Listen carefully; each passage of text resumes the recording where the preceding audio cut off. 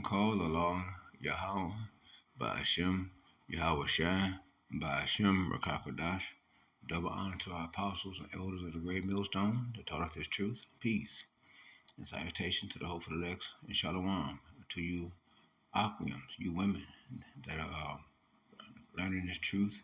You're searching for a righteous male covering that you may bond with and that you may serve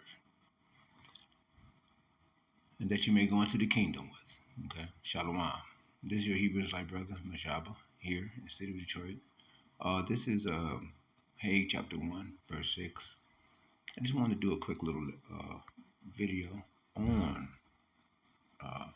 this verse right quick as it reads. I'm drinking some water right quick.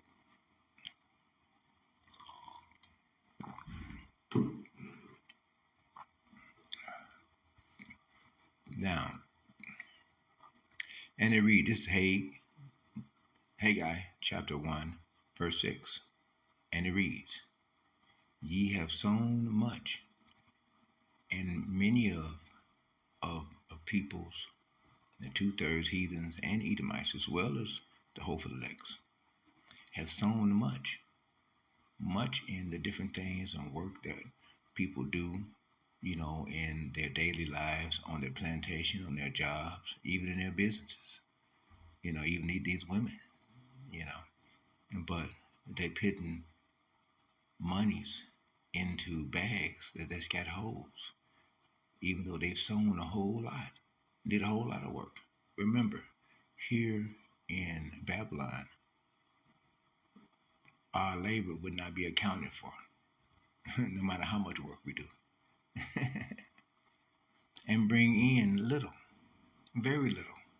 How come? Because no matter how much work you do, like 10 women baking bread for one man or for one meal, it is the same as such. You can do a lot of work in Esau as Edom's kingdom, and it's only going to yield you little.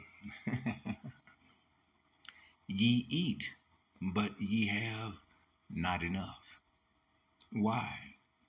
How can you? The food is all GMO. There's no nutrition in the food. The food has seeds. No, seeds removed from the food so that way you cannot plant your own and yield a harvest. It's Esau is Edom's world. He destroyed everything and he's taken away. Ye drink, but ye are not filled with drink. No matter how much you try to enjoy your drink or beverage or anything that you try to do that would result into you intaking that of either false philosophies or anything else other than that, or other things other than that. Still, you're not filled with drink. You're not filled with satisfaction. It is the bottom line. You're not satisfied no matter what you do. That's the bottom line. Ye clothe you, but there is none warm, because you cannot find any care, warmth, clothing, serenity, security in the things that you try to, and materials that you try to surround yourself with, as well as peoples. You can surround yourself with a whole lot of people and still feel lonely. As to also the reason why a hopeful elect will desire to speak to another man, a brethren in kind of this truth in his word, but he won't be able to find one. Even in a crowded city, he won't find not one elect to conversate with. You see, these things can happen even in a crowded world. But there is none that want, and he that earneth wages to put it into a bag with holes. And that's basically it. You put your money in the banking system. Esau as Edom gets paid because of the different trusts and things that they've set up in our names when we were born. So that way they get paid everything that we do, and we just lose money. You know, all the different businesses around us are owned by Edomites or Arabs, you know, or Africans, but they're not owned by us. And we're the Northern Kingdom, okay? We're the Northern Kingdom. I'm Reubenite. I say, okay, Seminole, Indian. And so, but we cannot own or have. You try to own, you try to have, you're hit with so many regulations and rules and fines, and you're censored and all kinds of things. But you're not able to prosper like the Arab that's got that dollar store, or that quickie mart, or that laundromat, you know, or that Korean that's got that beauty supply store, you know, and all this and that. You can't prosper like them. We can't. You see, it is set for us to be down and for them to be above, you know, but only for a time. This is a few cross references in that. This is Haggai chapter 1, verse 9, and it reads, Ye looked for much, and lo, it came to little. And no matter what you look for, no matter what you plan for or try to do here in Esau is Edom's kingdom, it will not come to fruition because it's not set for us to prosper in this land of our captivity. It is set for us to undergo hardcore bondage. And remember, we're all here to face judgment for our past transgressions of our past life.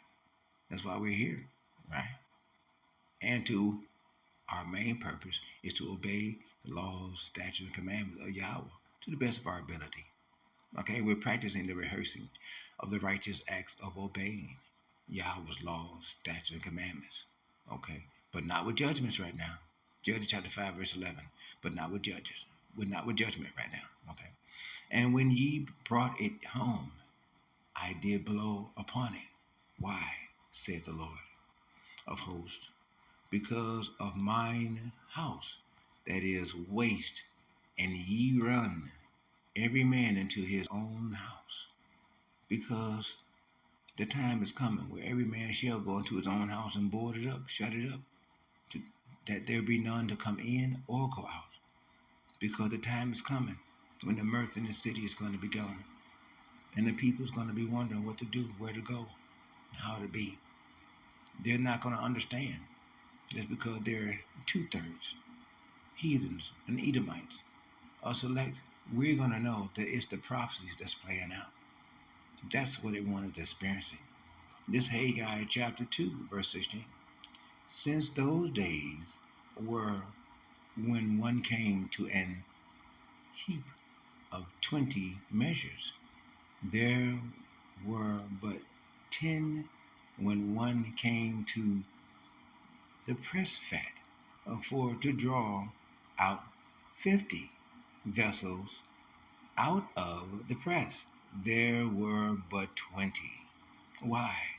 Because when you go and place your money in a bank, or place your money or invest your money, you may seem or feel like you are winning or doing something that's going to yield you a greater dividend.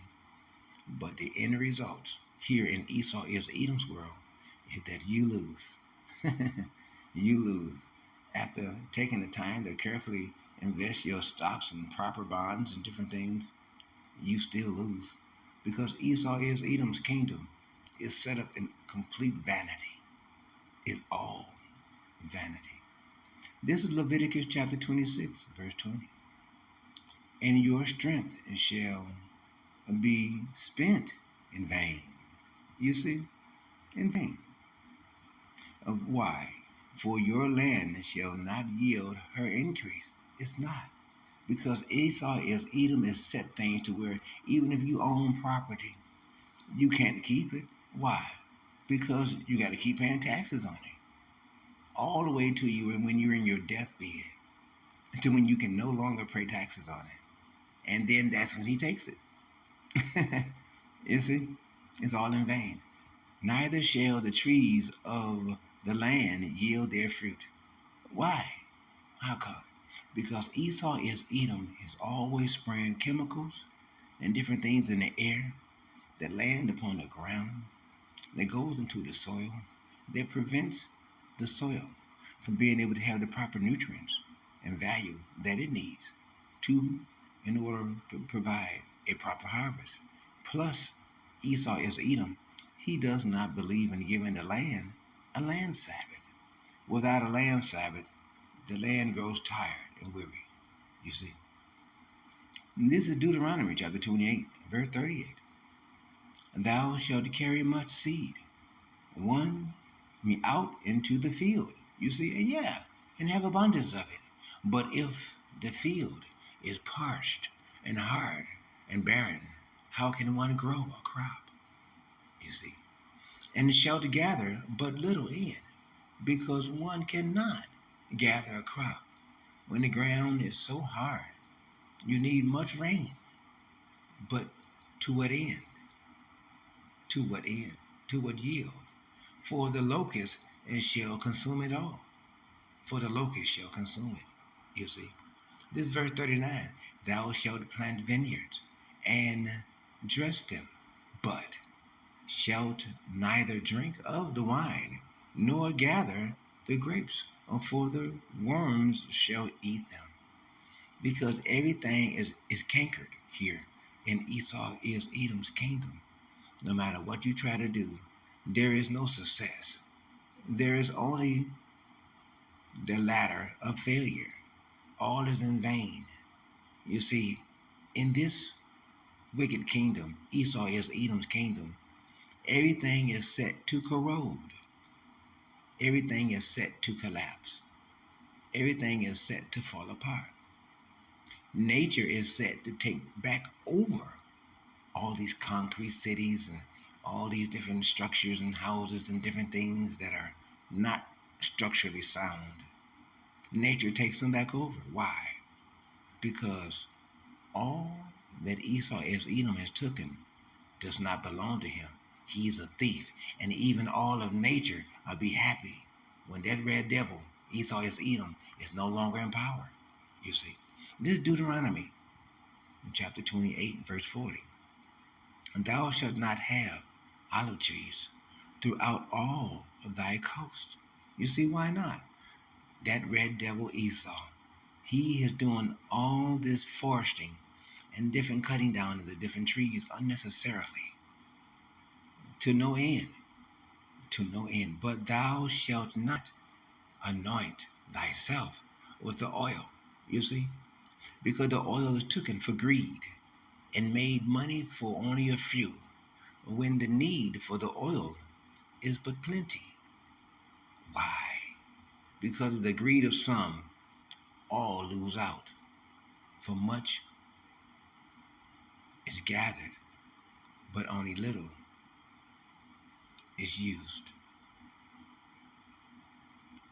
But thou shalt not anoint thyself with the oil, for thine olive shall cast his fruit. You see, when nature itself yearns for the destruction of Esau and Edom, and you know it's time, the time is coming. We're going to read one more and close it out. This is 2 Samuel chapter 2, verse 1. Then there was a famine in the days of David. 3 years. You see, that time is coming again. When here in Babylon, during the siege, doing martial law, food shall be cut off from the people.